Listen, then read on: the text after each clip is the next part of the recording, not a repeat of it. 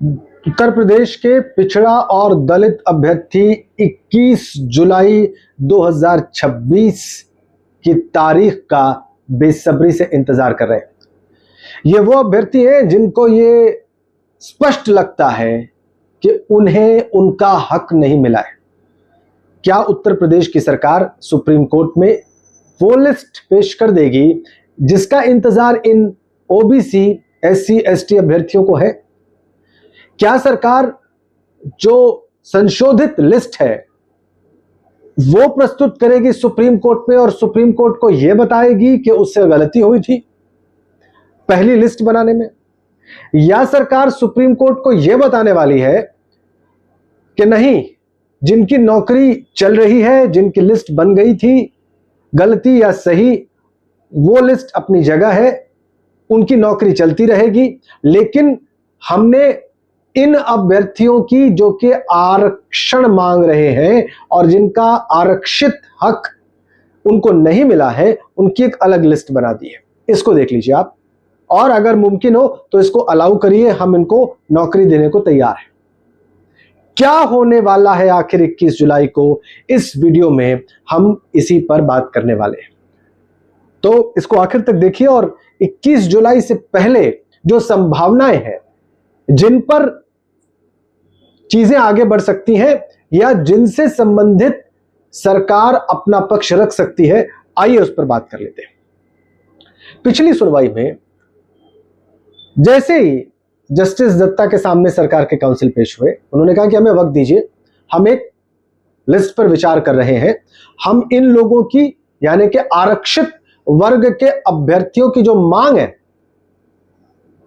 कि हमें हमारा आरक्षण नहीं मिला, ड्यू कोटा नहीं मिला, उसको ध्यान में रखते हुए हम चीजें तैयार कर रहे हैं और हमें थोड़ा समय दीजिए, इसमें वक्त लग रहा है, इसमें टाइम लग रहा है। जब अगली बार हम आपके सामने आएंगे तो हमारे पास वो तमाम हल, वो तमाम सूची हो सकती है। लेकिन ये साफ तब भी नहीं था पिछली सुनवाई पर भी कि असल में सरकार क्या करेगी, क्योंकि सरकार के सामने एक विकल्प उन चीजों का भी अभ्यर्थियों ने रखा था जिसको बोलते हैं याची लाभ, यानी कि पिटिशनर अकोमोडेशन। यानी जो अभ्यर्थी सुप्रीम कोर्ट पहुंचे हैं या जिन अभ्यर्थियों ने अपने हक के लिए अब तक अदालतों की लड़ाई लड़ी है, उनको अगर नौकरी दे दे, यानी उनको एकोमोडेट कर ले, तो यह मामला खत्म हो जाए। इस पर उसकी भी पिछली सुनवाई पर जस्टिस दत्ता ने पूछा था कि भाई क्या ऐसा हो सकता है? सरकार ने कहा पूछ कर आते हैं। फिर जब पिछली यानी कि आखिरी सुनवाई हुई थी, जिसके बाद यह तारीख पड़ी है 21 जुलाई की, उसमें सरकार ने बहुत साफ कहा था कि हम एक संशोधित चीज पर विचार कर रहे हैं, हम एक हल पर विचार कर रहे हैं। लेकिन यह तब भी साफ नहीं था, मैं फिर कह दूं, कि वो क्या होने वाला है, वो जो नई लिस्ट क्या होगी, उस पर सरकार कोई विचार कर रही है या इन पिटिशनर एकोमोडेशंस पर कोई बात कर रही है, क्या कर रही है, यह अभी भी रहस्य बना हुआ है। यानी 69,000 शिक्षक भर्ती के आरक्षण पीड़ित अभ्यर्थियों को, जिनके पक्ष में हाईकोर्ट का निर्णय आया था, उनका क्या होगा, यह 21 जुलाई को साफ हो सकता है, यह 21 जुलाई को स्पष्ट हो सकता है। अभी तक कुछ भी साफ नहीं है। कई मित्र ऐसा समझ रहे हैं कि चुनाव से पहले सरकार ऐसा कोई रिस्क नहीं लेगी जिसमें उसके ऊपर पिछड़ा या दलित विरोधी होने का कोई दाग लगे, और ऐसा दाग लगे जिसको वो छुड़ा ना पाए। कई मित्र ऐसा समझते हैं। मुझे भी व्यक्तिगत रूप से ऐसा लगता है कि सरकार को इतना तो भान है कि इस प्रयास में या कोई ऐसा काम उनसे ना हो जाए जिसका मतलब यह निकले कि वो पिछड़ों और दलितों के खिलाफ है, तो इसका नुकसान उनको आने वाले विधानसभा चुनाव में हो सकता है। इसलिए कोई ऐसा काम सरकार नहीं करेगी और सेफ रहेगी, सेफ खेलेगी, जिससे कि उनको कोई पॉलिटिकल डैमेज हो। लेकिन फिर रास्ता क्या है? क्या सारे 19,000 जो अभ्यर्थी जो ये कह रहे हैं कि भाई हमारा नाम होना चाहिए था उस लिस्ट में, हमको हमारा हक नहीं मिला, आरक्षण नियमावली का उल्लंघन हुआ, जो कोटा है उस कोटे के हिसाब से चीजें नहीं हुई, क्या उन सबको समाहित कर लिया जाएगा? और पुरानी लिस्ट खारिज कर दी जाएगी, या पुराने वालों को नौकरी करने दी जाएगी, एक नई लिस्ट बनाई जाएगी, या पिटिशनर एकोमोडेशन करके याची लाभ देकर इस मामले को सरकार रफा दफा करना चाहेगी। इन तीन में से कुछ ना कुछ तो होना है।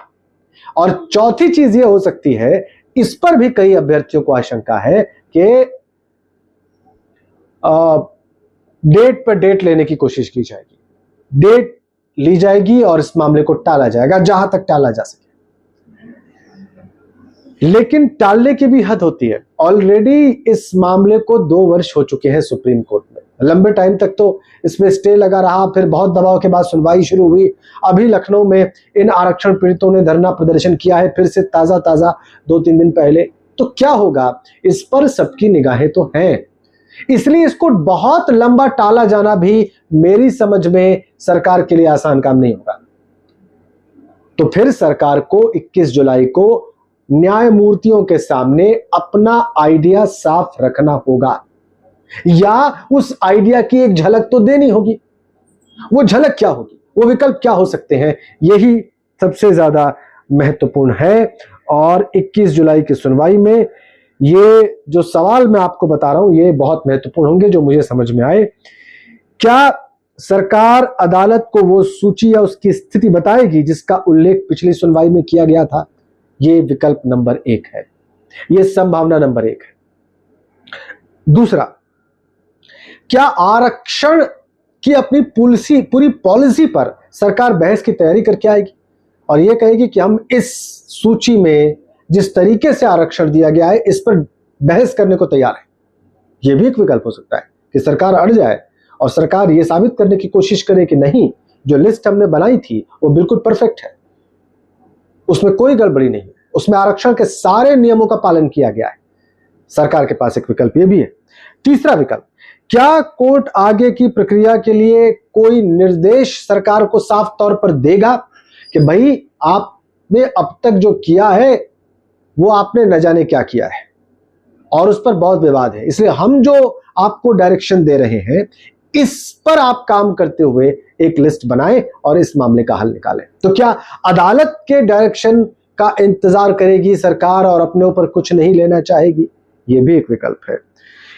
और चौथा, जिसके बारे में मैंने आपको बताया कि एक विकल्प यह भी हो सकता है कि इस मामले में सरकार एक नई तारीख ले ले और फिर एक तारीख पड़ जाए और फिर यह कहा जाए सरकार की ओर से कि हम काम कर रहे हैं, हम लिस्ट बना रहे हैं, बिल्कुल परेशान मत होइए, बहुत जल्दी अगली तारीख पर हमें कुछ वक्त दीजिए, हम एक लिस्ट लेकर, एक विकल्प लेकर और एक समाधान लेकर आपके सामने आएंगे। तो बहुत दिलचस्प है 21 जुलाई की तारीख, लेकिन बहुत सारे मित्रों को लगता है कि ना, डेट ही ली जाएगी, तारीख ही ली जाएगी, कुछ और नहीं होने वाला है। मेरी नजर रहेगी और जैसे ही इस विषय पे कोई इंपॉर्टेंट अपडेट होगी आप तक जरूर पहुंचेगी।